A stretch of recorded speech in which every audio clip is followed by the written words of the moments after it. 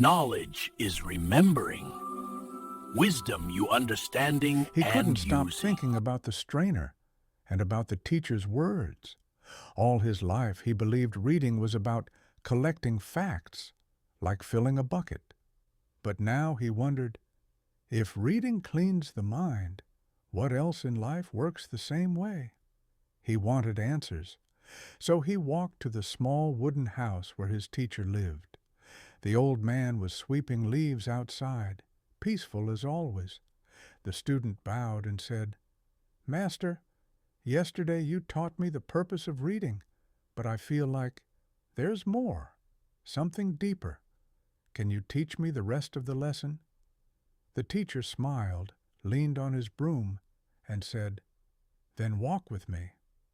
They walked along a narrow path overlooking the valley. The wind was calm, and the morning sun painted the mountains with gold. "Look at those clouds," the teacher said. "Do you think the clouds remember every drop of rain they release?" The student shook his head. "Of course not." "And yet," the teacher continued, "the rain nurtures the earth, even if the clouds forget." A pause. "Learning is the same," he said gently. "You may forget the details, but the learning nourishes your character." The student thought deeply. They arrived at a small shrine where a monk was sitting in meditation. For an entire minute, no one spoke. Finally, the student whispered, "Master, he's been sitting like this all morning. How does meditation help him? He isn't doing anything." "On the surface," the teacher said, "but inside, he is clearing away the dust." The student frowned. "Dust?" The teacher sat beside him. "Yes, the dust of stress, the dust of anger, the dust of fear." He looked at the student. "Every day life covers our mind with dust. Reading, meditation, reflection, kindness, they wash the dust away."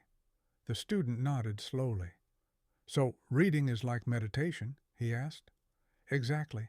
Both cleanse, both renew, both transform." They continued walking until they reached a small, forgotten library in the woods. Inside, the smell of old paper filled the air. Dusty shelves, faded books, dim light from the tiny windows. The student asked, "Master, have you read all these books?" The teacher laughed softly. "No, even if I had 1,000 years, I couldn't." The student hesitated. Then, why keep them? The teacher walked to a shelf and pulled out a book at random. He flipped it open and pointed at a single line.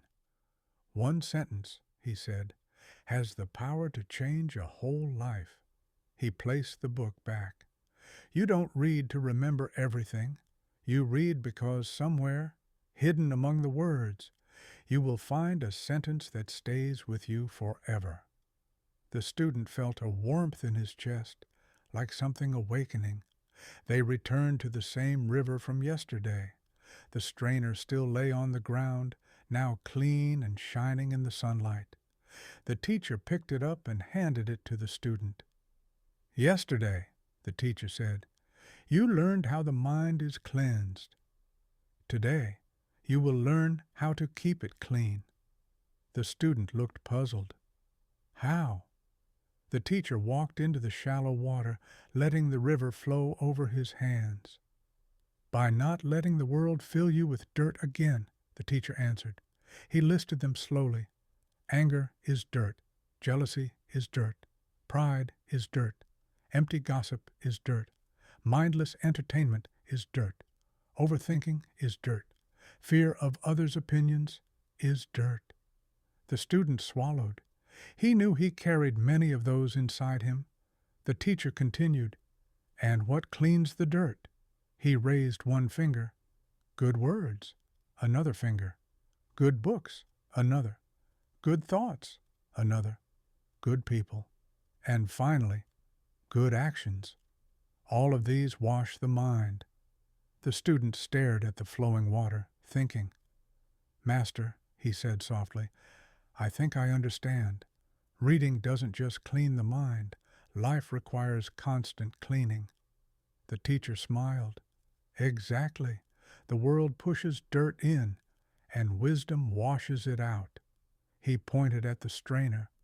That is why the strainer must meet the river every day, just like your mind must meet wisdom every day. The student felt tears threatening to escape his eyes. Master, his voice shook. Thank you. I will keep reading, even if I forget, because I know I am being changed. The teacher placed a gentle hand on his shoulder. Reading does not make you knowledgeable, he said. Reading makes you clear, and a clear mind can see truth, can choose wisely, can love deeply, can live fully. The student bowed deeply. This time he didn't bow because he was a student. He bowed because he finally understood.